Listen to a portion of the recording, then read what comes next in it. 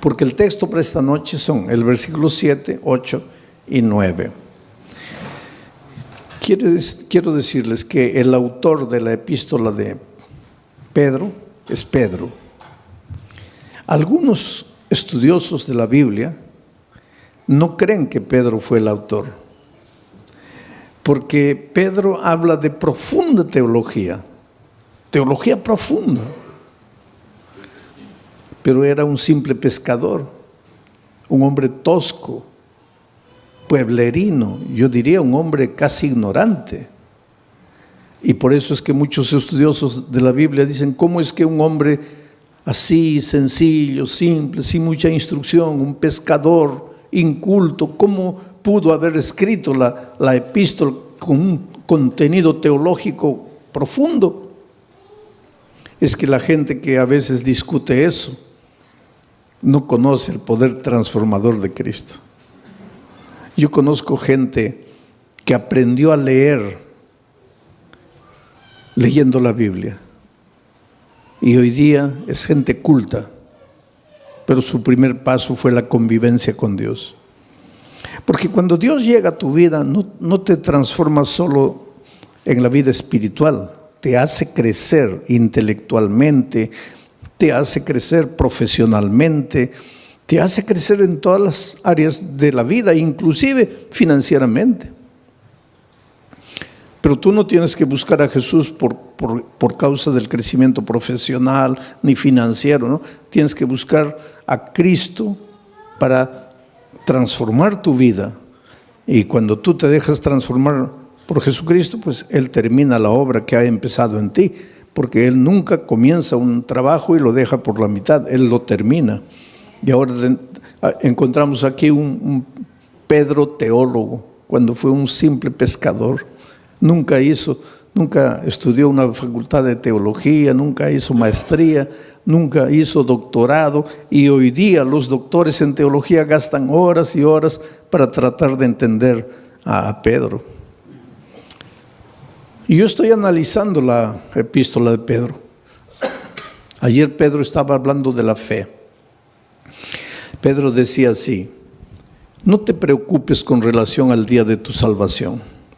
Si te vas a salvar o te vas a perder, no te preocupes. Tú vas a ser protegido por la fe. La fe te va a proteger. Y anoche yo estaba explicando que la fe es la confianza que tú tienes en Dios. Cuando tú dices, yo tengo fe, estás diciendo, yo confío en Dios. La confianza en Dios. Pero para que tú puedas confiar en Dios, tienes que convivir con Dios. Porque tú no puedes confiar en alguien que no conoces. Y no puedes conocer a alguien con quien no convives. Ustedes no me conocen, pero mi hijo sí me conoce. Ustedes no me conocen, pero mi esposa sí me conoce. ¿Por qué? Porque ellos conviven conmigo. Ustedes no. Ustedes me ven una vez, pero eso no es conocer. No es porque me viste escuchar, predicar un sermón y ya conozco al pastor Bullón. Conoces mi cara, pero no conoces cómo reacciono yo delante de las dificultades, delante de los momentos difíciles. Pero los que conviven conmigo sí, porque para conocer a una persona hay que convivir. Entonces, para confiar en Dios tienes que convivir con Dios. Si no convives con Dios, no lo puedes conocer. Y si no lo conoces, no puedes confiar. Y si no confías, no tienes fe. Entonces, ¿qué fe te va a guardar para el día final? Porque Pedro en el texto de anoche decía, es la fe la que te va a guardar para el día de la salvación. Conocer a Jesús. ¿Cómo se convive con Jesús? Estudiando la Biblia todos los días, aunque no tengas ganas de estudiar la Biblia. ¿Por qué digo aunque no tengas ganas? Porque generalmente no te va a dar ganas de estudiar la Biblia. ¿Por qué? Porque tienes naturaleza pecaminosa, y a la naturaleza pecaminosa pues le gusta ir a la iglesia, cantar, emocionarse, escuchar un sermón y listo ya. Eso es lo que le gusta a la naturaleza pecaminosa, pero eso no es convivir con Dios. Si tú quieres convivir con Dios, tienes que estudiar la Biblia todos los días, aunque no tengas ganas de estudiar. Tienes que orar, aunque no tengas ganas de orar. Y tienes que buscar a una persona y traerla para Jesús, como hizo Claudia. Conoció el Evangelio, fue y trajo a Jesús y ahora tiene la alegría de verlo bautizado. Eso es lo que tienes que hacer. Entonces tu fe, esa confianza en Dios te va a guardar para el día final. Pero entonces ahora entramos al texto de hoy. Para que sometida a prueba vuestra fe. ¿Qué cosa es vuestra fe? Vuestro conocimiento de Dios, vuestra confianza en Dios. Quiere decir que tu fe va a ser sometida a prueba. Y va a ser sometida a prueba mucho más preciosa que el oro. Esto es interesante. Los mineros agarran el oro y lo ponen a altas temperaturas de fuego. ¿Para qué? El oro es colocado a tan altas temperaturas de fuego que el oro se vuelve líquido, comienza a hervir el oro. De tanto calor comienza a hervir el oro. Y entonces le echan algunas mezclas químicas para que toda la escoria vaya saliendo. Y sale toda la escoria y se queda el oro puro. Y cuanto más fuego le ponen al oro, más puro se queda el oro. Por eso ustedes han escuchado hablar de oro 18 quilates, 22 quilates. Eso es pureza del oro. Y el oro más puro es el oro que ha sido más quemado. Ahora es interesante, porque si le colocamos fuego a este púlpito, el fuego lo quema. Pero si le colocamos fuego al oro, el fuego lo purifica al oro. Destruye al púlpito, pero purifica al oro. Ahora dice el texto bíblico de Pedro que el fuego es la prueba, son las pruebas de la vida. Dios manda, no voy a decir manda, Dios permite que las pruebas lleguen a tu vida. Estoy diciendo Dios permite, no Dios manda, Dios permite, porque te voy a decir una cosa, y entiende bien esto. ¿Qué cosa es prueba? Todo lo que te hace sufrir, lo que te hace llorar, lo que te aflige, pérdida del empleo, tu hijo se enferma, tu mamá muere, tu esposo te abandona. Aflicciones, pruebas, todo eso, por favor, nunca digas Dios me está mandando la prueba, porque Dios no manda pruebas. Todo lo que te hace sufrir no viene de Dios, viene del diablo. Porque Dios dice, he aquí los pensamientos que tengo acerca de ti, pensamientos de paz y no de guerra. Pensamientos de amor y no de odio. Dios solo quiere lo mejor de lo mejor para ti. Pero vives en un mundo de dolor. Hasta que Cristo venga, estamos peregrinando en el desierto del dolor de esta vida. Y muchas veces quien nos manda el sufrimiento, el dolor, es el diablo. ¿Y por qué te hace sufrir el diablo? Esto es interesante y esta noche vas a entender. ¿Por qué el diablo te hace sufrir? Tú no le has hecho nada al diablo. ¿Por qué te hace sufrir? Porque Él es el origen de la enfermedad, Él es el origen de los accidentes, Él es el origen de las tragedias. Todo lo que te va mal en la vida es porque Él está por detrás de eso. Pero ¿por qué te hace sufrir si tú no le has hecho nada al diablo? Ahora te voy a explicar. Es que el enemigo del diablo no eres tú, es Jesús. Él quiere derrotar a Jesús. ¿Te acuerdas en el cielo? El diablo se levantó queriendo usurpar el lugar de Jesús. Hubo una pelea en el cielo, dice Apocalipsis, hubo una batalla, el diablo perdió y fue expulsado del cielo. Pero cuando el diablo salió del cielo, déjame imaginar esta escena. El diablo estaba saliendo y miró y le dijo a Jesús, está bien, me venciste una vez, pero la pelea no está acabada. Me venciste ahora, pero ya vas a ver cuando nos encontremos por segunda vez. y fue expulsado. Entonces, cuando Jesús nació en esta tierra, cuando vino a salvarnos del pecado, Jesús era un nené indefenso. Y el diablo dijo, ahora sí, no lo pude derrotar en el cielo, pero ahora como un niño yo lo agarro y lo mato. Y miren lo que el diablo hizo. ¿Vino a matarlo personalmente? No, porque el diablo es cobarde. El diablo nunca muestra la cara. ¿Qué hizo el diablo para matar a Jesús? Se metió al corazón del rey Herodes. Firmó un decreto de muerte para mandar matar a todos los niños menores de 2 años. Y cuando Herodes firmó el decreto de muerte, ahí el diablo dijo, ahora sí, lo voy a matar.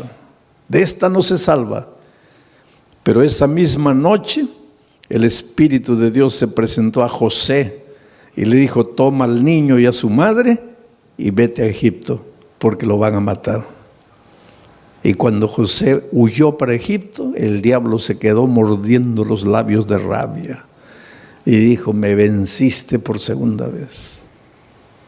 Después, cuando Jesús comenzó su ministerio, antes de comenzar su ministerio, se fue al desierto a ayunar 40 días, ¿te acuerdas? 40 días sin comer, pues Jesús estaba debilitado, flaco. Ahí el diablo pensó, ahora lo agarro. No lo gané, no lo derroté en el cielo, no lo derroté cuando era niño, pero ahora lo agarro, está debilitado, 40 días sin comer, lo agarro. Y vino como diablo, no, porque el diablo nunca muestra la cara, se disfrazó de ángel de luz y trató de engañarlo, pero no pudo, porque Jesús conocía la palabra de Dios. Y entonces derrotó al diablo por tercera vez, 3-0, ya era casi goleada. Pero entonces el diablo esperó, dijo, la cuarta es la vencida. Y hubo una cuarta. Cuando el diablo se metió al corazón de los soldados, porque ya les dije, el diablo nunca muestra la cara, y los soldados prendieron a Jesús y lo llevaron al Calvario y lo clavaron. Y cuando Jesús murió, ahí sí el diablo dio una carcajada. Dijo, ahora sí lo vencí, lo acabé. Lo acabé.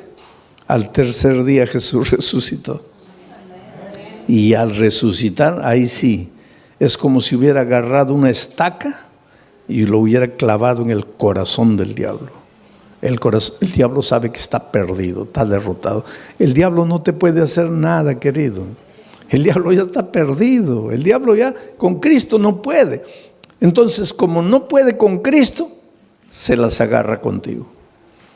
Es como si yo tuviera, vamos a decir, yo tuviera un hijito de 2 años. Pero tengo un vecino que quiere pelear conmigo. Viene, una bofetada, se va llorando el pobre. Pero es terco. Viene una segunda vez. Otra bofetada, se va llorando. Pero es terco, viene la tercera vez. Ahí ya ni levanto la mano, ya sale corriendo.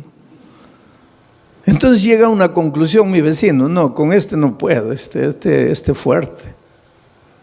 Entonces aprovecha que yo me vengo a Corpus Christi a predicar y agarra a mi hijito de 2 años a puntapiés y lo revuelca en la calle. Pues eso es lo que el diablo hace. Con Cristo no puede. Entonces él sabe que lo que más Jesús ama eres tú. Y ya que no puede con Cristo, se las agarra contigo y te hace sufrir y te hace perder el empleo y hace que tu hijito nazca enfermo y esto y aquello. En realidad el diablo no tiene nada contra ti. Él te hace sufrir porque sabe que haciéndote sufrir a ti, está haciendo sufrir al Señor Jesucristo. Pero ahora viene Pedro y dice así, pero es que los sufrimientos que te llegan a la vida no te pueden destruir porque tú no eres madera, tú no eres plástico, tú eres oro. Y si el fuego de la prueba purifica el oro, mucho más el fuego del dolor, del sufrimiento, va a purificar tu fe. Quiere decir, cuando el dolor llegue a tu vida, tú lloras. Si tienes que llorar, llora. Pero no te separes de Jesús. Dile, Señor, yo no entiendo por qué estoy sufriendo. Y hay una cosa interesante. Cada vez que tú quieres andar en los caminos de Dios, cada vez que tú te propones ser más fiel a Dios, ahí más viene el diablo para destruirte. ¿Por qué? Porque esa es la pregunta que mucha gente hace. Pastor, cuando yo estoy así relajado en mi vida cristiana, parece que no me vienen pruebas. Pero cuando me quiero consagrar, ahí viene todo. ¿Por qué? Simple. Porque cuando estás relajado espiritualmente, cuando no estudias la Biblia, no oras, nada, estás en el terreno de ¿quién? Estás en el terreno del diablo. Puedes estar en la iglesia, pero estás en el terreno del diablo. ¿Y para qué el diablo te va a molestar si ya estás perdido con él? Ya pues te deja tranquilo. Pero cuando viene una semana de oración y tú te entiendes que tienes que reconsagrarte y comienzas a estudiar la Biblia, a estudiar la palabra de Dios, ahí el diablo se asusta. ¿Por qué? ¿Qué dice? No, este se me va a escapar, se me va a escapar. Entonces, para desanimarlo, le mando una prueba. Y la prueba, en lugar de purificarte como al oro, ¿qué hace contigo muchas veces? Te desanima. Es por eso que cuando la prueba es más fuerte, es más que tienes que agarrarte de Jesucristo y no desanimarte. En el Brasil yo estaba haciendo una campaña evangelística en un estadio, y una señora que no era adventista, no era cristiana, nada, nunca iba a ninguna iglesia, nada, pero era una buena mujer, sentimientos nobles. Hay mucha gente que no está en ninguna iglesia, no conoce la palabra de Dios, pero pues escucha la voz de Dios en su corazón y camina, anda bien. Y de repente esta señora vio en la televisión la propaganda de que yo iba a predicar esa noche en el estadio. Ahora, ese día era su cumpleaños. Y de mañanita el esposo entró al cuarto y le dice: mira, hija, estoy sin mucho dinero, no he podido comprarte un buen regalo, pero te he comprado un regalito. Y le dio una cajita. Y ella abrió y era la llave de un carro. Y cuando salió al patio, ahí estaba el carro, un carro importado, último modelo. ¡Qué felicidad! Su cumpleaños. Primera felicidad, el esposo se acordó de su cumpleaños, porque hay muchos esposos que ni se acuerdan del cumpleaños de la esposa. Segunda felicidad, le regaló. Tercera felicidad, no le regaló cualquier cosita, le regaló un carro último modelo. Entonces ella estaba tan feliz que cuando vio la propaganda de la predicación en el estadio, dijo: bueno, estoy tan feliz que me voy al estadio a agradecerle a Dios. Va a predicar ese pastor, voy a agradecer. Y se fue al estadio. Feliz de la vida, entró. En la hora del llamado se levantó, vino adelante, le entregó la vida a Jesucristo. Dijo: ay, qué día tan feliz, hoy es mi cumpleaños, hoy mi esposo me regaló el carro, hoy me entregué a Jesús. No, este es el día más feliz de mi vida. Y cuando sale a agarrar su carro en la playa de estacionamiento, los ladrones se lo habían llevado. Ahí ella comienza a pensar: toda mi vida no quise saber nada de iglesia, no quise saber nada de Dios y nunca me robaron ni un alfiler. Y hoy que le entrego mi vida a Cristo, me roban el carro. ¿Qué Dios es ese? Ahí está la astucia del diablo. Tú preocúpate cuando no vienen pruebas a tu vida, querido. Porque a veces no vienen pruebas a tu vida porque el diablo está tranquilo contigo. ¿Para qué te va a mandar pruebas? Pero atrévete a entregarte al Señor Jesús, a caminar en sus caminos, que ahí viene el diablo con todo para desanimarte. Ahora vamos al texto bíblico una vez más. Para que sometida a prueba vuestra fe, sí, porque tu fe tiene que ser sometida, porque una cosa es, sí, yo creo, yo creo. Eso no es fe. Eso no es fe. Por eso es que el creer siempre viene acompañado del bautismo.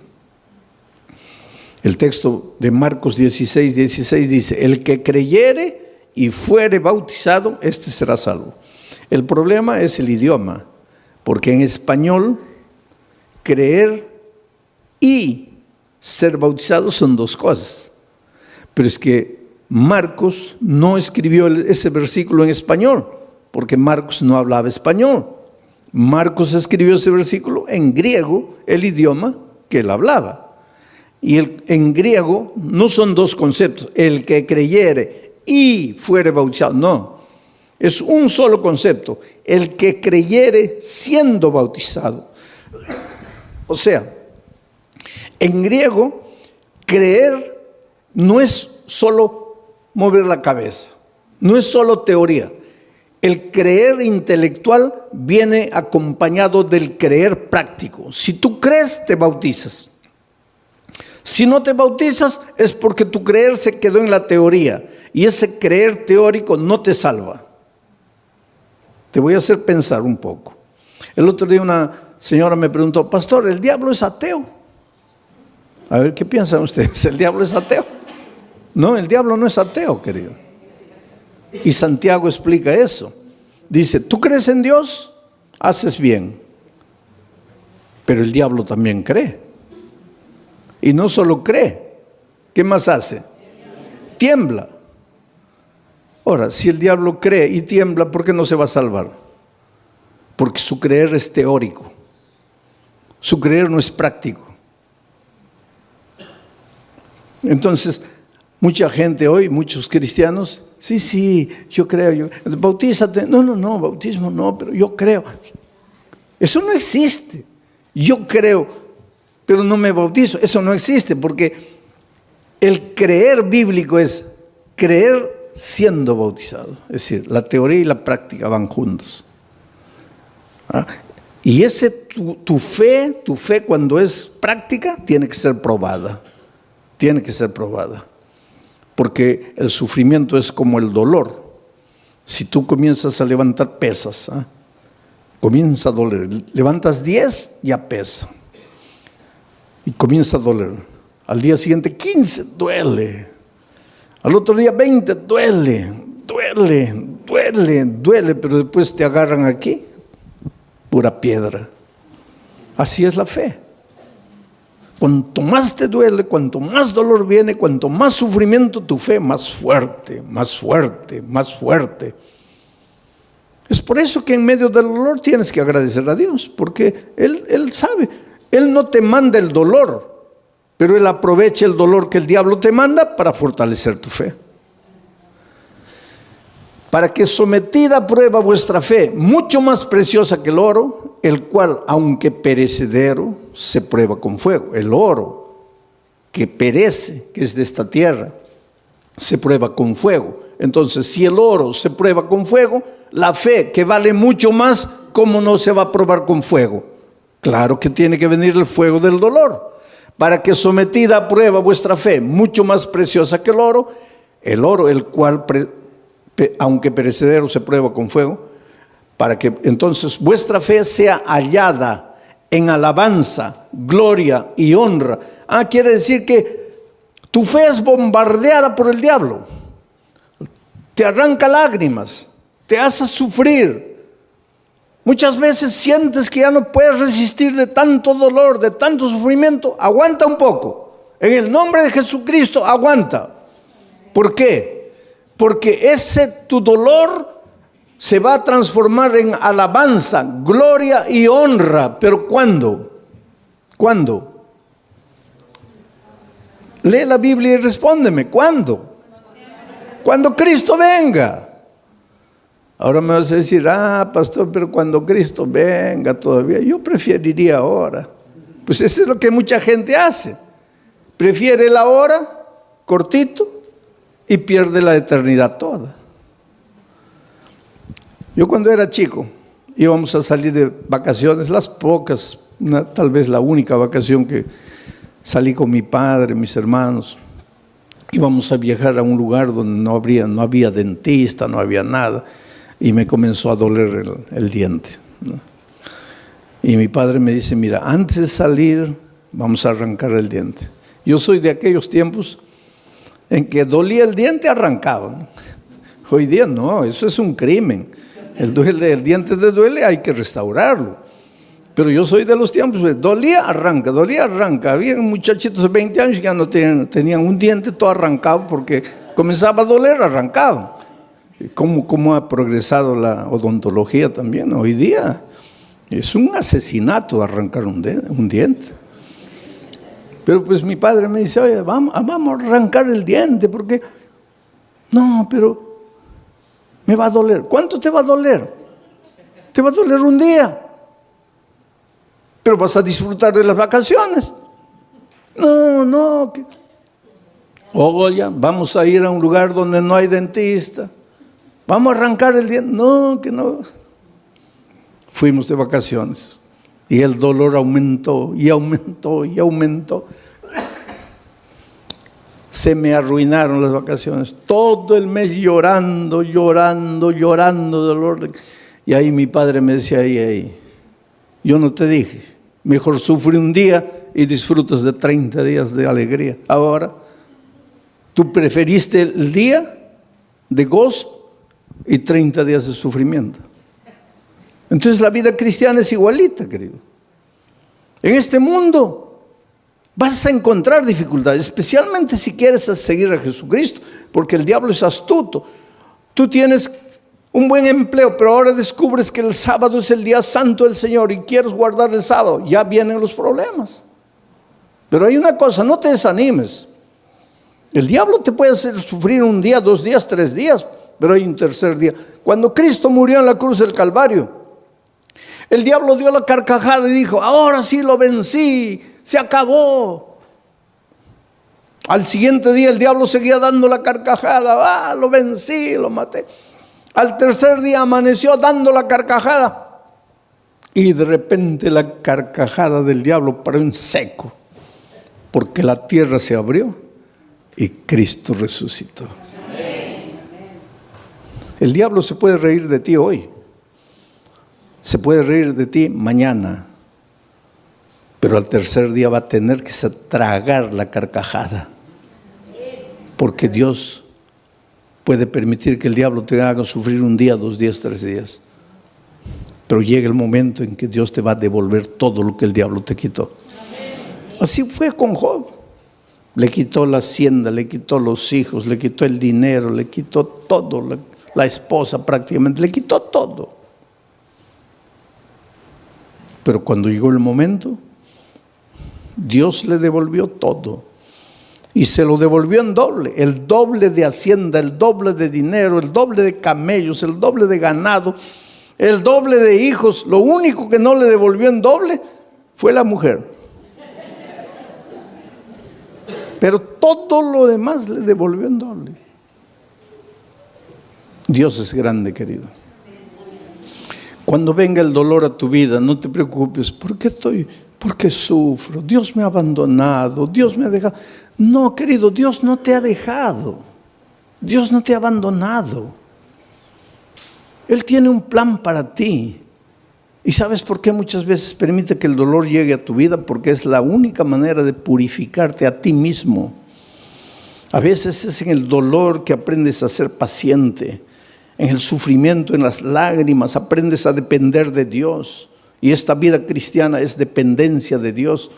Y esa disciplina de aprender a depender de Dios, muchas veces solo con el dolor. Vamos a seguir leyendo. El siguiente versículo. Versículo 8. ¿A quién amáis? Está hablando de quién, de Jesucristo, porque dice que vuestra fe va a ser recompensada con gloria, honra, alegría, cuando Jesús venga. Cuando Jesús venga, Jesús a quien amáis sin haberle visto, en quien creyendo, aunque ahora no lo veáis, os alegráis con gozo inefable y glorioso. Mira, a quien amáis sin haberle visto. ¿Tú vives con Jesús hoy? Sí, pero no como los discípulos que pudieron verlo. Por eso Jesús le dijo a los discípulos: bienaventurados los ojos de ustedes que pueden ver lo que los profetas quisieron ver y no pudieron. Estaba hablando del mismo. Los profetas siguieron a Jesús solo por la fe. Nosotros hoy también lo seguimos solo por la fe, pero los discípulos tuvieron un privilegio único. Ellos lo vieron físicamente. Pero aunque nosotros no podamos verlo físicamente, igual podemos verlo a través del estudio de la Biblia, de la oración y trayendo una persona para Cristo. Estamos conviviendo con Jesús.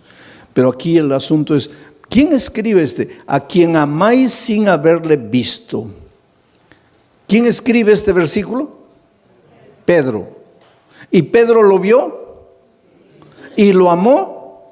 ¿Y por qué lo traicionó? Ustedes se acuerdan que después de la traición Jesús ya había resucitado y los discípulos estaban en la playa.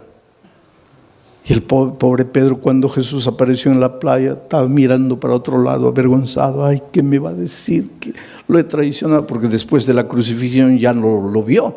Ahí se encontraron en la playa con Jesús resucitado. Y Jesús apareció y Pedro: ay, Señor, en algún momento me va a llamar aparte, me va a dar una bronca porque lo traicioné. Y efectivamente, en un momento, Pedro se acercó. Jesús se acercó y Pedro dijo: ahora viene la paliza. Y Jesús le hizo una pregunta: Pedro, ¿me amas? La última cosa que Pedro imaginaba era esa pregunta: ¿me amas? Sí, Señor. No, Pedro. No, ¿cómo sí, Señor? Te estoy preguntando si me amas. Sí, Señor. No, calma. ¿Por qué tanta prisa? No me has entendido. Te estoy preguntando si me amas.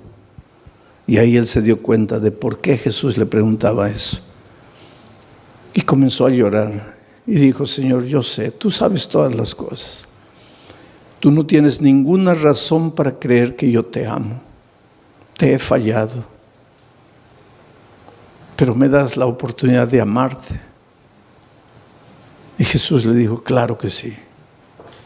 Y todavía te voy a confiar una misión: predicar el Evangelio. Y algunos días después, Pedro se levanta para predicar un sermón y bautiza a 3,000 personas. La pregunta esta noche es: ¿tú quieres resistir en la prueba? Cuando el dolor venga, ¿no quieres traicionar al Maestro? Entonces la pregunta es: ¿tú amas al Señor Jesús? Porque Pedro después de haber pasado todo eso dice: a quien amáis sin haberle visto. ¿Por qué dice a quien amáis sin haberle visto? Porque él sí lo había visto. En quien creyendo, aunque ahora no le veáis, os alegráis con gozo inefable y glorioso. Lo que Pedro está diciendo es: tú, aunque no lo veas físicamente, lo puedes amar. Y Pedro, cuando se levantó, se arrepintió y le dijo a Jesús que lo amaba. Dice la tradición, la Biblia no dice eso, pero la tradición dice que él fue crucificado. Y cuando lo iban a crucificar, él dijo: no soy digno de ser crucificado como mi Maestro. Crucifíqueme de cabeza para abajo. Y lo crucificaron de cabeza para abajo. No hay prueba bíblica para decir eso, pero la tradición dice. Sea como fuere, sabemos una cosa: después de transformado por el poder de Dios, él ya no tuvo miedo de morir por Dios. Oh, querido, Dios tiene un plan muy, muy bonito para tu vida. Las tristezas y dolores que llegan a tu vida tienen sentido, pero tienen sentido cuando tienes fe. Hace muchos años atrás, en la ciudad de San Pablo, los jóvenes de una iglesia fueron a participar de un congreso en el sur del país. 40 jóvenes, miembros del coro de la iglesia. Y el sábado en la noche, terminado el congreso, regresaban para San Pablo. Y el ómnibus se chocó. Sabe que los jóvenes venían cantando himnos, los himnos del coro. Venían cantando en el ómnibus y el ómnibus se chocó contra un camión cargado de fierro de construcción. Y el fierro los atravesó. Así los hizo como los peruanos me van a entender, como anticuchos, ¿no? Los atravesó.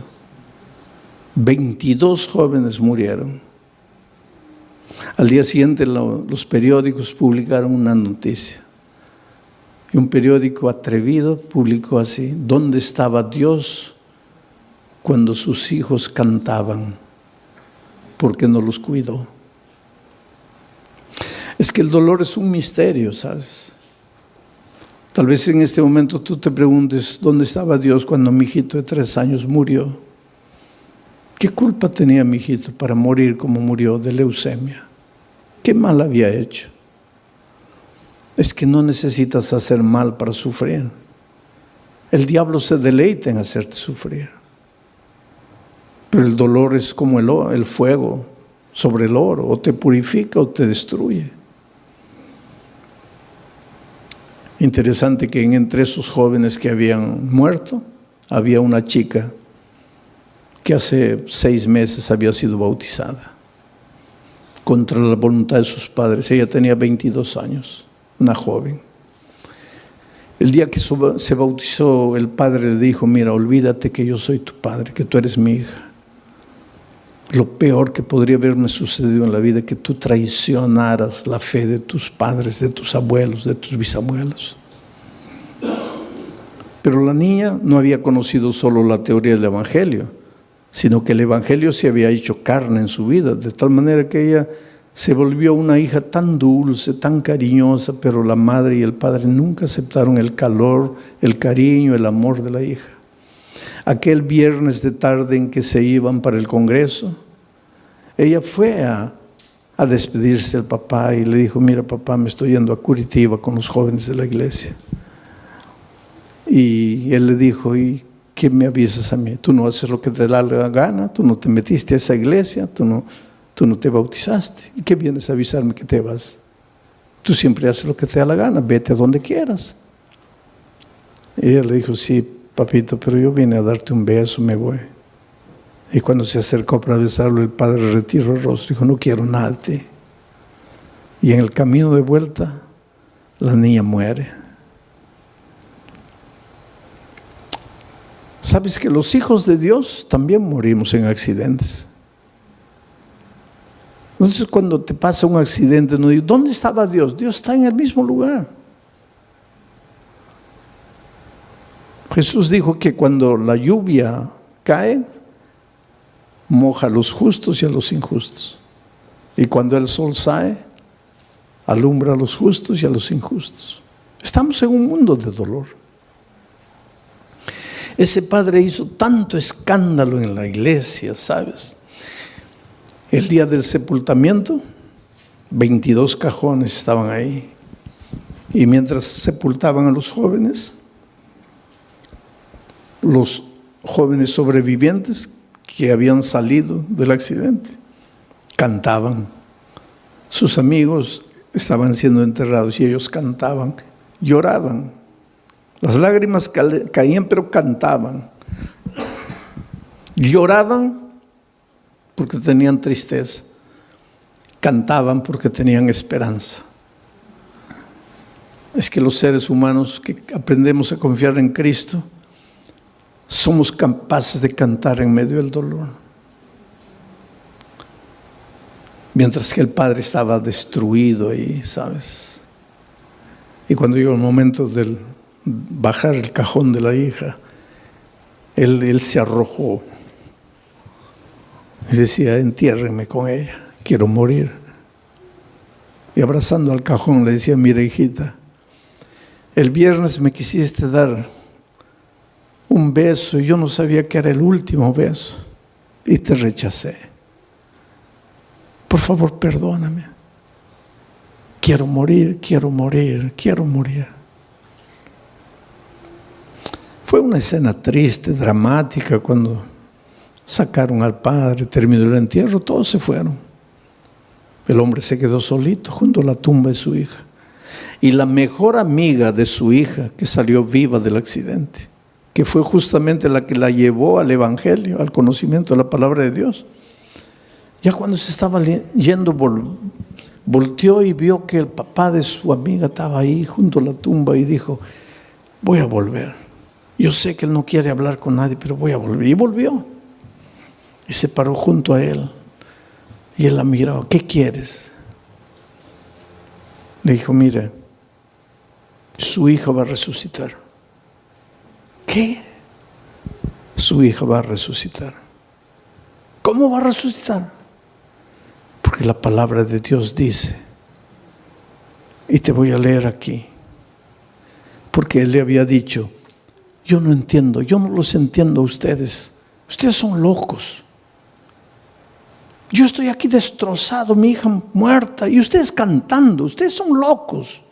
Ustedes no tienen sentimiento. Y pues la chica le dice: sí, señor, pero usted se dio cuenta que nosotros no solo cantábamos, también llorábamos. Llorábamos porque nos da tristeza que nos estamos despidiendo en esta vida. Pero cantábamos porque tenemos la esperanza, porque su hija va a resucitar y yo la voy a abrazar a mi amiga. Pero ¿cómo va a resucitar? Y entonces la hija agarró el texto bíblico y le dice: aquí está, cuando suene la trompeta, los muertos en Cristo resucitarán primero. Su hija va a resucitar porque murió en Cristo.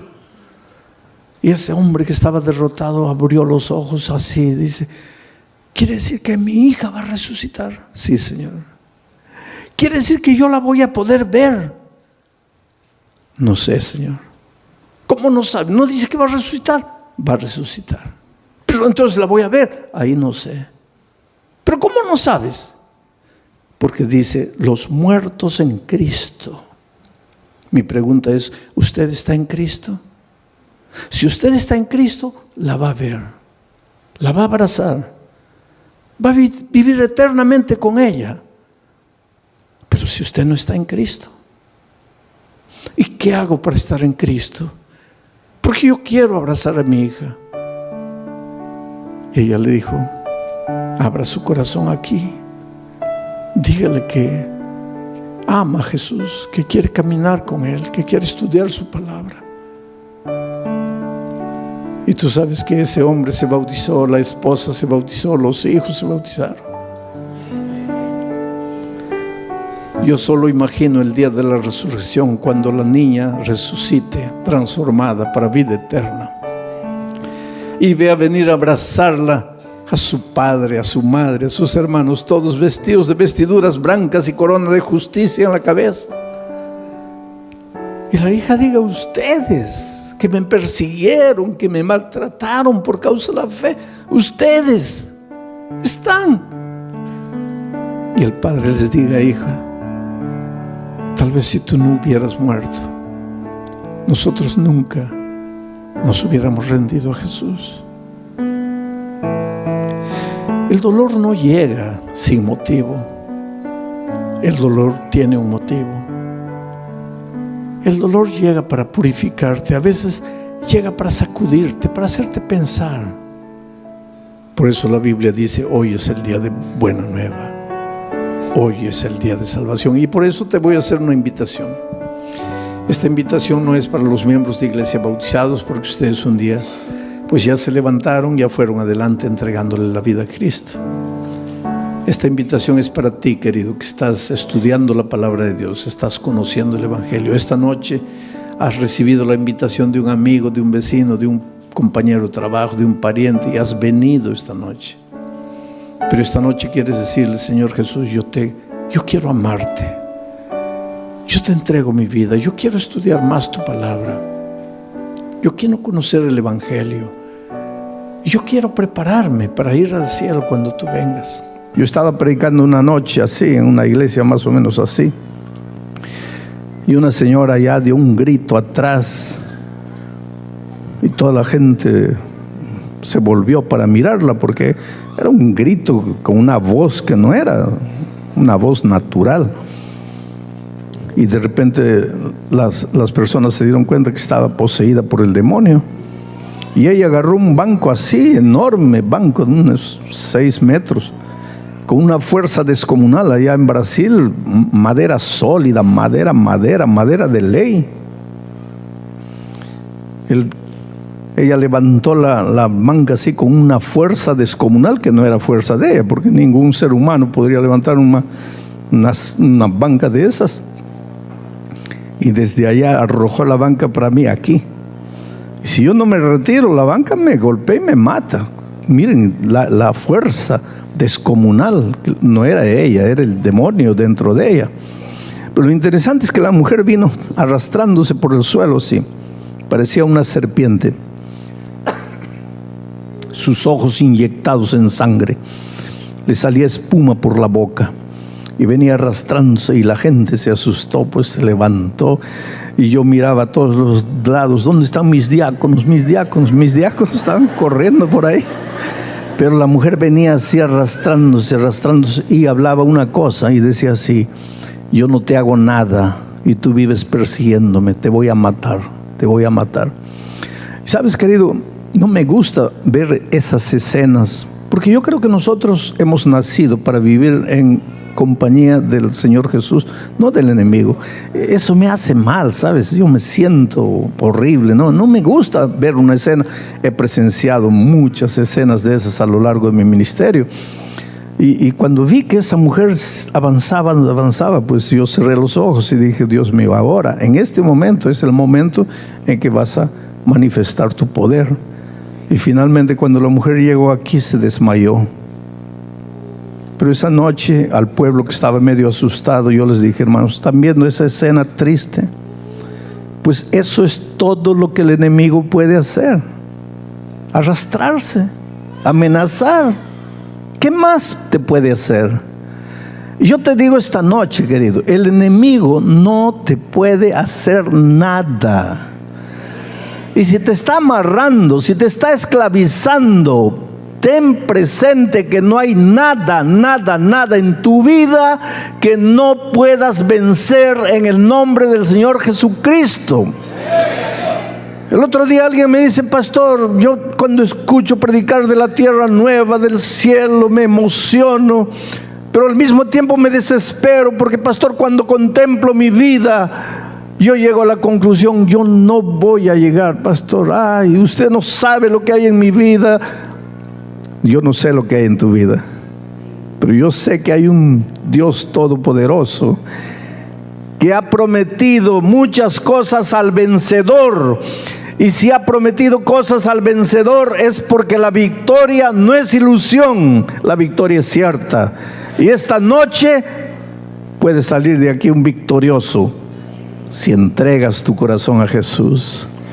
Si le dices: Señor, yo soy débil, yo no puedo, yo no tengo fuerzas, pero yo te abro mi corazón, entra en mí, en la persona de tu espíritu. Quiero que mi cuerpo sea el templo de tu espíritu. Entra en mí, y lo que yo no puedo hacer, hazlo tú por mí. La fuerza que yo no tengo, dámela tú. Y entonces vas a vivir la experiencia que Pablo dice: ya no vivo yo, ahora Cristo vive en mí. Y cuando tú sales por la calle, ya no eres tú el derrotado, aquel pobre hombre, pobre mujer que promete y no cumple. No. Ahora tú ya sales, Cristo vive en ti. Y Cristo no conoce derrota. Cristo es todopoderoso, vencedor de los siglos por los siglos. Ahora tú tienes que reclamar la victoria para ti en Cristo. Pero todo se resume a esa expresión: en Cristo. Estoy escribiendo la devoción matutina para el 2018 y el título de la lección va a ser: en Cristo. Es incontable, son incontables los versículos de la Biblia que en Cristo, en Jesús, en Él, en Cristo. Todo el secreto está en Cristo. Mi pregunta es: ¿tú quieres la victoria? Porque tu hogar está destruido por causa de tu carácter y no puedes vencer tu carácter. Y tu carácter está destruyendo a tu esposa, a tus hijos. Y tú quieres cambiar de carácter, pero no puedes porque este carácter está ahí perturbándote la vida. Pues esta noche abre el corazón a Jesús y vas a ver que Jesús va a vivir en ti sus grandes obras de victoria. No hay nada que puedas hacer, que no puedas hacer si le entregas la vida a Jesús. El problema, ¿sabes cuál es el problema? Que tú quieres la victoria, tú quieres todas las maravillas, pero no entregas tu corazón a Jesús.